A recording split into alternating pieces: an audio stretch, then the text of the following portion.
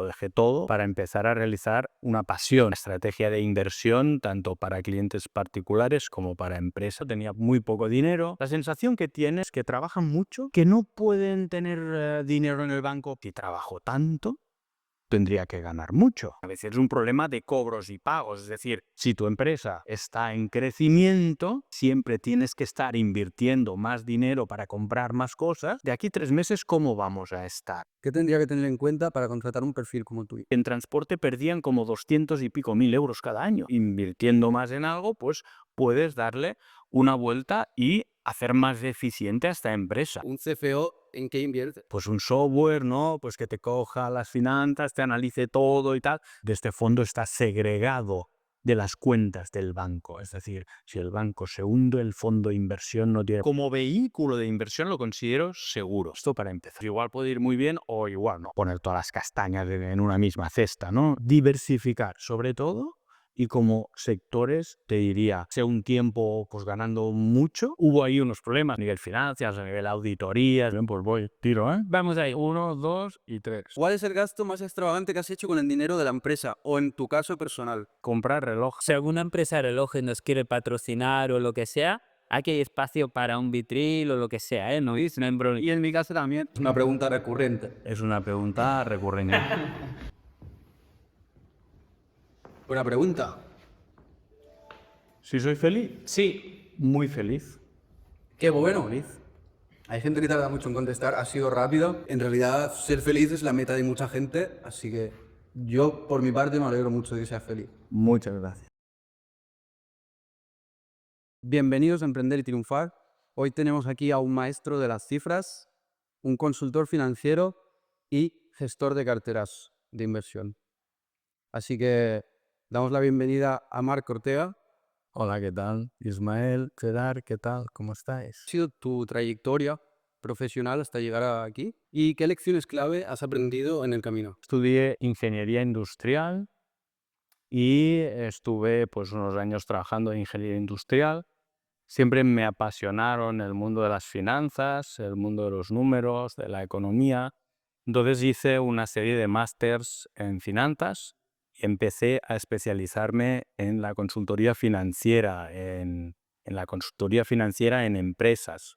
La trayectoria no fue fácil porque yo estaba en una profesión y de golpe pues lo dejé todo para empezar a realizar una pasión, ¿no? que eran las finanzas, el ayudar a empresas a optimizar sus finanzas, y también me dediqué a las carteras de inversión, a decidir la estrategia de inversión tanto para clientes particulares como para empresas. Hace esto ya pues unos 15 años y pues a lo que me dedico desde estos años es a la consultoría más específica para empresas PYME. Soy CFO de empresas PYME, CFO externo. Entonces, pues mi trabajo consiste en optimizar básicamente las finanzas de las empresas, planificar las finanzas de las empresas y hacer el control muy exhaustivo de las finanzas para que pues sean las empresas más rentables y funcionen mejor. Si te parece bien un poco, Mar, vamos a bajarlo un poco, como para desgranarlo un poco, porque lo que nos has contado es súper complejo, cambiar de carrera y todo eso. Entonces, tú estás en la universidad, empiezas a trabajar como ingeniero industrial y un día te levantas y dices, voy a estudiar algo relacionado con finanzas. Un día me levanto, no es bien así. De hecho, yo desde los 18 años pues invertía en bolsa un poco, ¿no? Compraba acciones, intentaba analizar pues acciones de la bolsa española, invertía poquito dinero, tenía muy poco dinero. El tema de ingeniería industrial me ayudó mucho a nivel de estructura mental, me estructuró muchísimo a nivel mental, me enseñó muchísimo, pero quizá mi pasión ahí por los números, por la inversión, por el tema economía, estaba ya dentro de mí, ¿no? Entonces simplemente lo que hice fue explotarlo y llegar a un momento de mi vida en que dije, mira, esto me gusta mucho más y entonces voy a dar los pasos que sean necesarios para vivir de esto, ¿no? Entonces luego estudias sobre finanzas, empiezas a trabajar como finanzas ya para cuenta ajena o cuenta propia directamente. No, empiezo a trabajar como finanzas para empresas, ¿vale? Por cuenta propia directamente. Vale. Es decir, voy a buscar clientes pymes. Buah, doble que trampolín mortal, ¿eh? Total, en mi época de ingeniero industrial me voy dando cuenta que ciertas empresas a nivel finanzas pues tienen ciertos errores o no hacen suficientemente bien las cosas y entonces pues esto también me ayuda, ¿no? A tirarme a la piscina, a decir, pues igual puedo yo ayudar con una mente mucho más estructurada a que esas finanzas de esas pequeñas empresas, porque nunca me he dedicado a la multinacional, siempre he ido a buscar pequeñas empresas que no pueden permitirse tener un director financiero que lo tenga todo súper controlado, etcétera, sino que tienen que hacer lo mismo, pero no tienen tanto poder, digamos, económico como para fichar a alguien que simplemente haga esto, ¿no? Entonces encajaba muy bien. Y por ejemplo, yo que estoy metido en el sector agroalimentario, sabemos que para la producción final de aceite de oliva hay tres conceptos básicos cuando manejas los olivos. Es decir, por un lado tenemos la poda, la otra el alimento que le das al olivo y el manejo del suelo. Entonces, podríamos identificar como tres pilares súper necesarios a la hora de obtener una buena producción. Entonces, ¿cómo se traduce esto a qué tiene que tener en cuenta un emprendedor principiante para que tenga éxito, digamos, el proyecto? A ver, cojo un poco lo que has dicho de los tres pilares para explicar que cualquier empresa tiene tres pilares para mí. Un pilar es la producción, como tú has dicho. Otro pilar es el marketing y la comercialización, es decir, tú este aceite tendrás que al final venderlo. Y otro tercer pilar sería el tema finanzas, la estructura financiera de todo esto. Los dos pilares primeros son básicos porque sin producción no hay producto y sin comercialización no hay venta, por tanto no hay empresa. Las finanzas influyen en los dos primeros pilares, es decir, las finanzas o el departamento financiero de una empresa influye absolutamente en todos los puntos o todos los otros pilares de la empresa. Lo que creo que es básico es que esta estructura financiera ayude a los otros dos pilares a encontrar el punto de equilibrio económico del proyecto. Y me explico un poco mejor. Este proyecto tiene unos costes de producción. Tú me has dicho ahora tres pilares en cuanto a producción, ¿no? Totalmente. Estos tres pilares tendrán unos costes de inversión y unos costes de producción. La venta tendrá unos ingresos. Entonces ahí tenemos un diferencial entre ingresos y costes. Aquí las finanzas lo que ayudan es a mirar cuál es este diferencial para que este diferencial pueda pagar absolutamente todo el resto de costes fijos de la empresa, que no tienen que ver con la producción, pero están, como puede ser alquiler de oficina o como puede ser el sueldo de la persona que está en la oficina. ¿De acuerdo? Entonces, si las finanzas ayudan a encontrar este punto de equilibrio financiero, pues eso para mí es la clave. ¿Cómo ayudan las finanzas a encontrar esto? Pues con control y con cálculo y con planificación, básicamente. En resumidas cuentas, no sé si te he contestado exactamente a la pregunta, pero yo lo plantearía de esta forma. Nos dijiste, Marc, que tú te encargas de las pymes y no pienso que las finanzas en las pymes normalmente suele ser que hay alguien a quien le dan todos los tickets, todas las facturas en papel, luego esa persona rellena un Excel y luego ese Excel lo rellena la gestoría. Y es como algo como que nunca nadie quiere ponerse, embarrarse y a gestionarlo y luego llega el gestor y tal que se mete en el barro, pero tampoco lo hace customizado a cada una de las empresas. ¿Cómo lo trabajas tú eso? Pues lo has definido muy bien. Precisamente trabajo esto. Es decir, trabajo que todo esto que has dicho esté controlado y esté llevado con una cierta estructura. Es decir, normalmente lo que pasa en las empresas pyme, incluso en las microempresas, es que trabajan con una gestoría. Esta gestoría no puede invertir suficientemente tiempo tampoco en hacer un control exhaustivo, y las personas de la empresa tampoco tienen un tiempo suficiente como para hacer un control exhaustivo a nivel interno, porque se tienen que dedicar básicamente a vender, a producir, a facturar.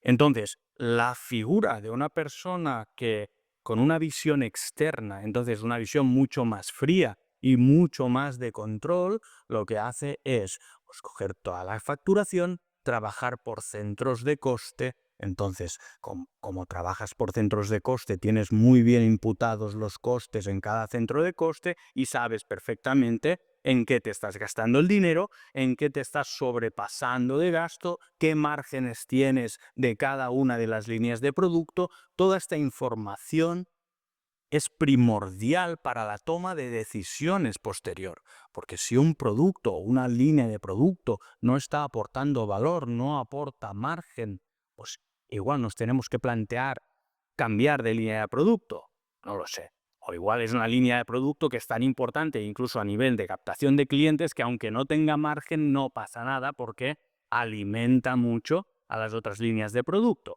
Es decir, depende del caso. Es decir, al final lo que aportas es visión externa, control y que estas personas al final se sientan más seguras.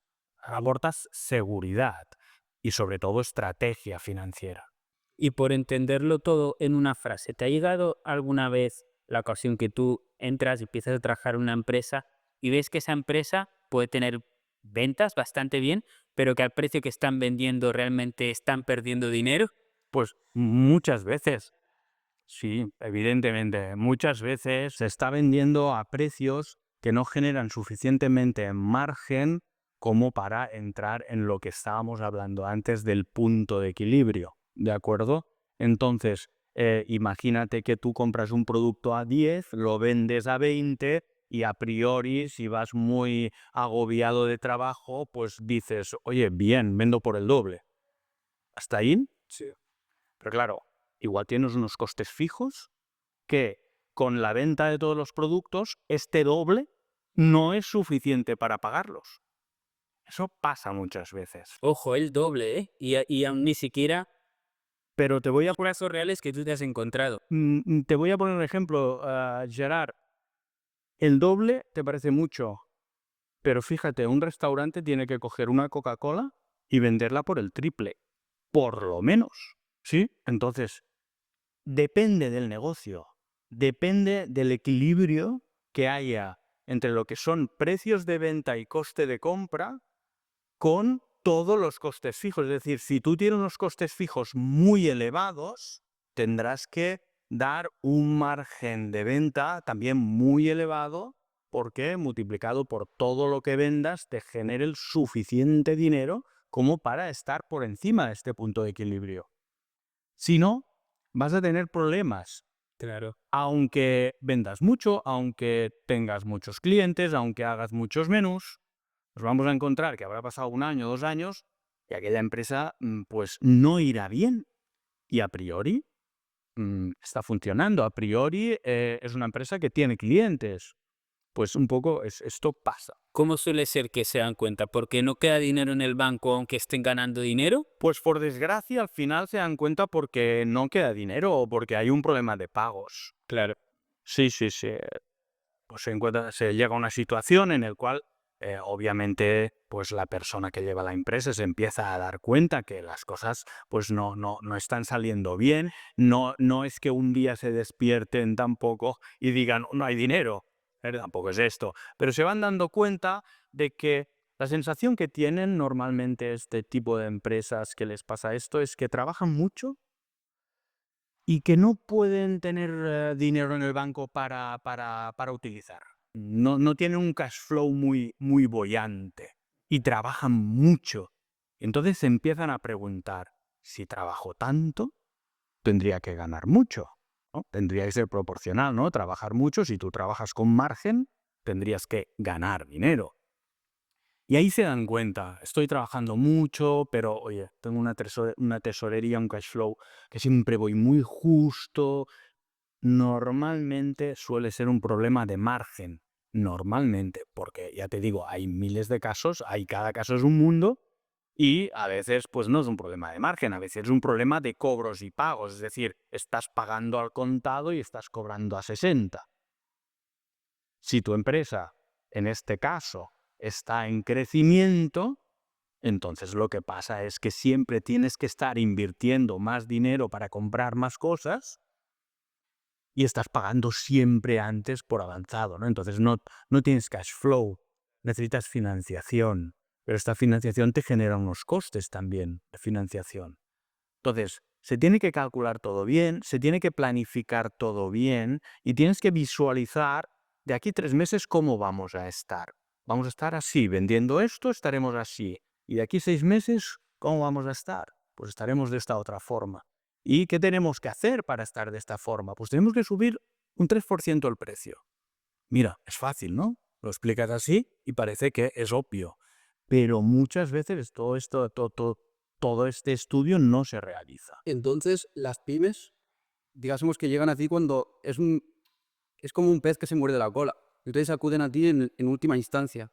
Pero por lo que vemos, esto tiene total importancia que en los inicios, ya desde un principio, recurrir a un asesor financiero. ¿Qué tendría que tener en cuenta yo? ¿Qué tendría que tener en cuenta para contratar un perfil como tú? ¿Y qué me debería de fijar para que trabaje bien esta persona? A ver, la persona consultora tiene que tener una gran capacidad de análisis, eso yo diría que es lo primero. Tiene que tener una gran capacidad de resolución o de practicidad, porque a veces tampoco nos podemos enfrascar en el análisis y análisis y análisis, no tomar decisiones. Y tiene que tener una mente bastante estructurada. Por eso ahora retomo un poco lo de ingeniero industrial, ¿no? O sea, creo que es bastante bueno el hecho de haber estudiado al final lo que lo que estudié, la carrera inicial, ¿no? Yo diría que esto sería, y también una gran capacidad comunicativa en el sentido de darte tranquilidad, de explicarte las cosas y darte tranquilidad y hablarte claro. Entonces, asertividad también diría que tiene que tener esta persona. Genial. ¿Y cuál ha sido el caso más flagrante que te hayas encontrado de decir, buah, se está haciendo una estrategia de lo que sea, la financiación no era la correcta, o los márgenes no eran los correctos, o no se estaban imputando bien los costes, que luego le hayas conseguido dar la vuelta y que haya sido, ¿sabes? Una historia que sea lícita de contar? Pues mm, te diría que fue hace bastantes años un caso de una empresa que obviamente no diré el nombre, ¿no? Pero una empresa que era sector construcción y que fabricaban un material muy conocido para el sector construcción y que se utiliza muchísimo.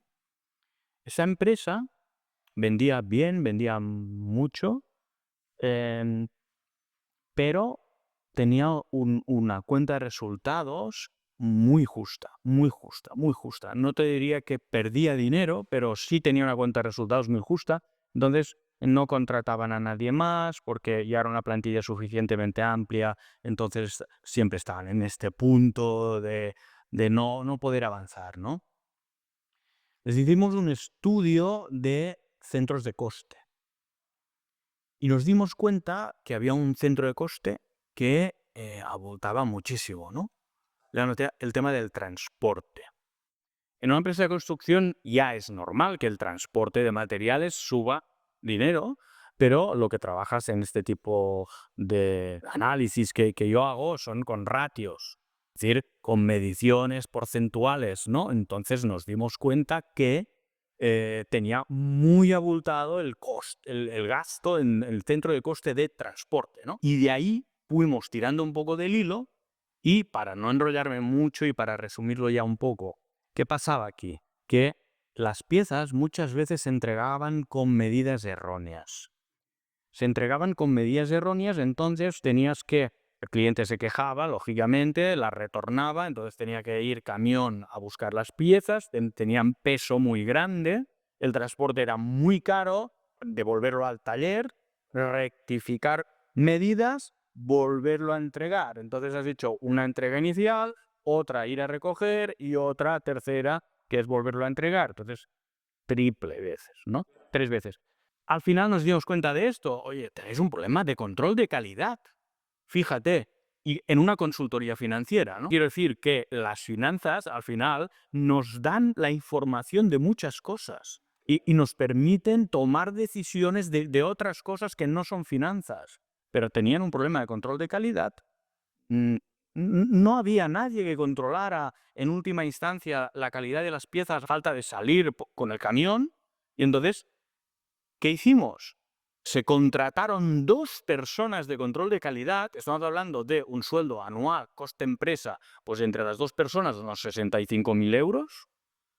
Pero es que en transporte perdían como 200 y pico mil euros cada año. Claro. Fíjate, entonces, has generado 2 puestos de trabajo.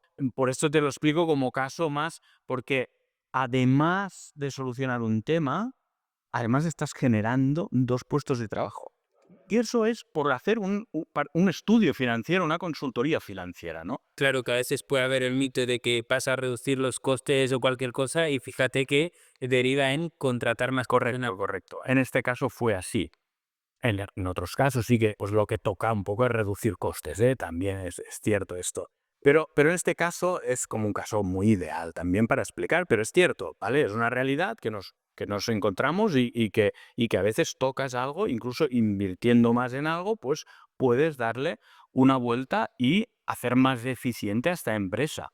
Ya. Pondremos por aquí los datos de Marc en algún lugar, ¿no? Azucena, para si alguien no se encuentra en esta situación en su empresa y quisiera contactar con Marc, que todo el mundo dice. Genial. ¿Y pasamos ya a las preguntas picantes o qué? Un momento, yo quiero hacer una pregunta, un par de preguntas, ¿ok? Entonces, tú viendo diferentes sectores, en todo lo que llevas de trayectoria, de asesoramiento y tal, eh, ¿qué sector dirías que tiene más sentido invertir a largo plazo? O sea, ¿en qué sector, si tú tuvieras que montar un proyecto empresarial, dónde lo colocarías?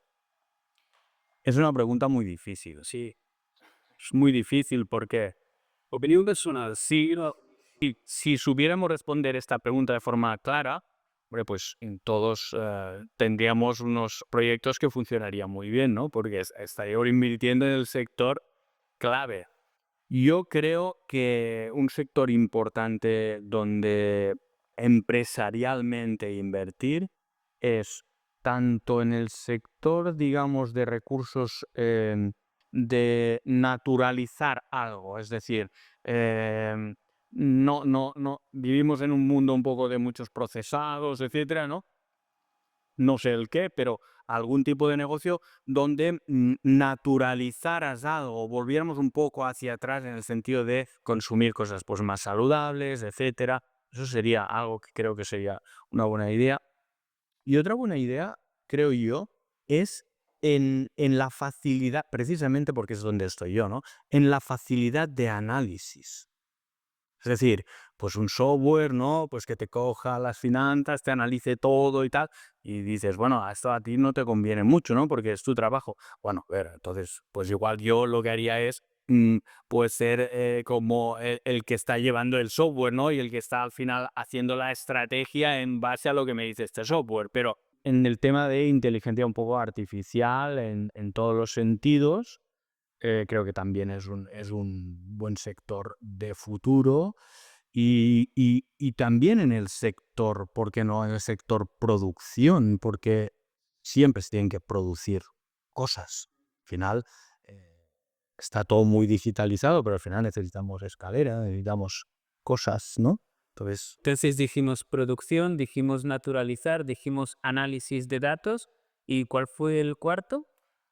no creo que estos tres. Vale, pues dijimos 3, creo que esos 3. Es bien. Pues bien, ya abrimos 3 sectores en los que, claro, recapitular, ¿sabes? Así la gente no tiene que ir para atrás. Totalmente. De acuerdo. Y hemos hablado que has gestionado carteras de inversión. Sí, también. Vale. Entonces, ¿tú inviertes? ¿Yo? Sí, desde lo ¿Yo invierto? Sí. Sí. Entonces, ¿podemos saber un CFO en qué invierte? Sí. Yo invierto en fondos de inversión Los fondos de inversión pueden ser de cualquier sector, de cualquier tipo de país, pueden ser muy diversos, ¿no? Invierto en fondos de inversión porque me parece que es el vehículo más seguro que hay. Los fondos de inversión no dependen de un banco, es decir, son entes propios que los tiene un banco depositario, lógicamente, pero el dinero de este fondo está segregado de las cuentas del banco. Es decir, si el banco se hunde, el fondo de inversión no tiene por qué hundirse, ¿no? Entonces están muy, muy, muy, muy auditados y por lo tanto, como vehículo de inversión lo considero seguro. Entonces, a partir de aquí, ¿en qué tipo de fondos? En fondos diversificados. Esto para empezar. No puedes invertir en un fondo. Porque si inviertes en un fondo del sector inteligencia artificial, pues igual puede ir muy bien o igual no. Entonces como no puedes poner todas las castañas en una misma cesta, ¿no? Entonces, diversificar sobre todo y como sectores te diría algún sector muy avanzado, tema inteligencia artificial, tema chips, por ejemplo hay una empresa que es Nvidia en la cual invertí hace 5 años y se ha multiplicado mucho. Evidentemente invertí poco dinero porque lo diversifico, ¿no? Y entonces tengo diversos fondos y a veces alguna acción que me parece muy interesante. Sector, pues esto, tecnológico y luego ya fondos de sectores más tradicionales, ¿eh? Más de pues, temas de gran consumo, que normalmente son más estables. Cuanto a nivel mundial, ¿todas son Nvidia tipo empresas de Estados Unidos o también alguna empresa del IBEX? También empresa del IBEX, lo que pasa que en estos momentos pues hace tiempo que ya no, pero sí había invertido en empresas del IBEX. Había invertido en Grifols, por ejemplo, no, todo se tiene que decir también cuando no te sale bien las cosas, ¿eh? En Grifols al final pasé un tiempo pues ganando mucho y después pues bajó mucho Grifols por temas que, bueno, un poco extraños. Claro. Entonces bajó y al final me quedé igual, ¿no? Pero Grifols me parecía, o me parece incluso, una empresa muy, muy, muy importante a nivel del sector donde está, de la producción de plasma, una empresa que me gusta. Pero bueno, hubo ahí unos problemas que yo no sé tampoco cuáles fueron a nivel finanzas, a nivel auditorías, etcétera. Promo, sí he invertido en empresas del IBEX también.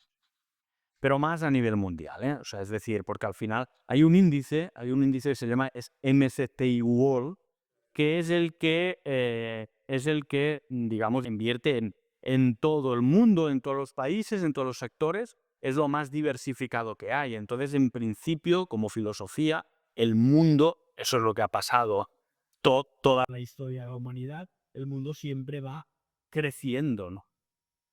Por lo tanto, si tú inviertes en un índice donde está todo, pues teóricamente también tiene que ir creciendo. Puede pasar fases en las cuales decrezca un poco, pero en general, con el paso de los años, tiene que ir creciendo. Entonces me parece también una buena inversión. Muy bien. Bueno, entonces nos daría para otro podcast en realidad el tema de inversión, pero quería tocarlo un poco por encima porque creo que es una cosa importante a tocar. La sección, A las preguntas picantes. totalmente. Entonces, vamos con la ruleta. Vale. Te van a tocar 3 preguntas y, y a ver qué toca. Hay que girar 3 veces, ¿no? Sí, y listo. Puedes proceder a tocar la ruleta. Pues si tú aprietas ahí, esto gira, nos saldrá una de las preguntas, se verá la pregunta entera, entonces esa quedará descartada para las próximas veces y serán 3 tiradas. Easy. Muy bien, pues voy. Tiro, ¿eh? Vamos ahí. 1, 2 y 3.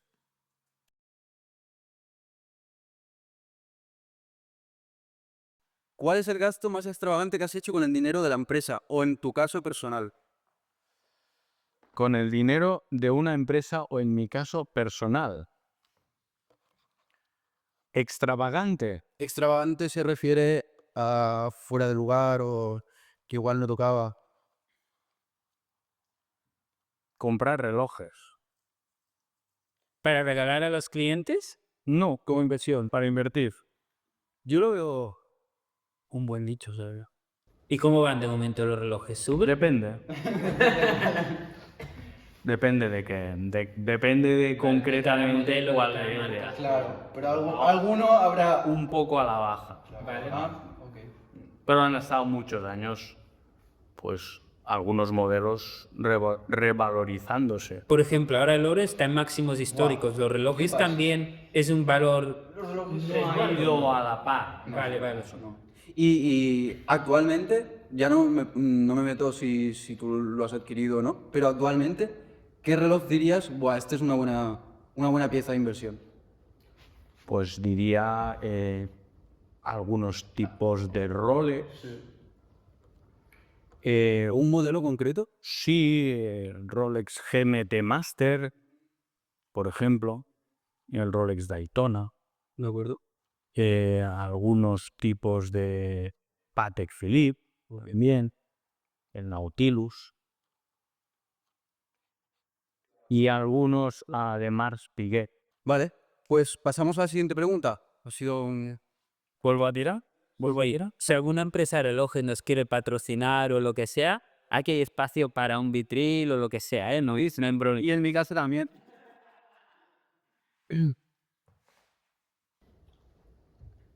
¿Vuelvo? Sí, sí. Venga.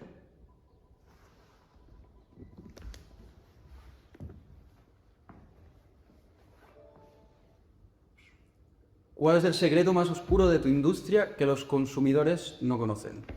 De mi industria, de mi empresa. No, de tu industria a nivel tu sector. Trapos sucios, ¿no? El secreto más oscuro, a ver, podríamos decir sin entrar en detalle que al final muchas empresas me preguntan cómo ser, digamos, más eficientes a nivel fiscal, Ajá. ¿no? Esto Es una pregunta recurrente. es una pregunta recurrente. Muy bien. ¿Pasamos a la otra? Venga.